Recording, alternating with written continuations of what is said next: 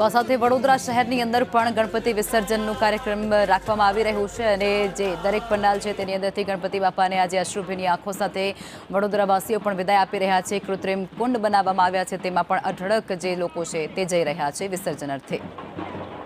એક તરફ તો વડોદરામાં વરસાદ વરસી રહ્યો છે, તો બીજી તરફ આ વરસાદની વચ્ચે પણ જે વિસર્જનનો ઉત્સાહ છે તે જોવા મળી રહ્યો છે। નવલખી મેદાન ખાતેના આ દ્રશ્યો છે કે અહીંયા ઢોલ નગારાના તાલે ભક્તો પોતાના લાડલા શ્રીજીને લાવ્યા છે, જ્યાં વિસર્જન કરવા માટે અહીંયા આવ્યા છે અને મોટા ગણપતિઓ પણ વિસર્જન માટે લાવવાની અહીંયા શરૂઆત થઈ ચૂકી છે। અહીંયા આ વિસર્જન માટે એક તરફ આવ્યા છો અને વરસાદ પણ વરસી રહ્યો છે। વરસાદ વરસી રહ્યો છે, પણ લોકોના ભલા માટે વરસે તો સારું છે। અતિ વરસાદ દુષ્કાળનું પરિણામ આપે એટલા માટે લોકોના ભલા માટે મેઘરાજાનું આગમન થવું જ જોઈએ।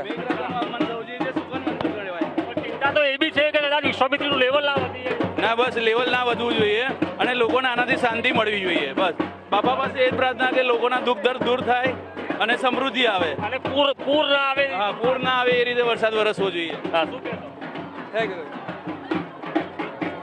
વિવિધ શ્રીજી હવે અહીંયા વિસર્જન માટે આવી રહ્યા છે। ઢોલ નગારાના તાલે વિસર્જન કરવામાં આવી રહ્યું છે અને ભક્તો ધીમે ધીમે વરસતા વરસાદમાં પણ વિસર્જન માટે આવી રહ્યા છે અને આ તમામ જે તૈયારીઓ છે તે અહીંયા નવલખી મેદાન ખાતે કરવામાં આવી રહી છે।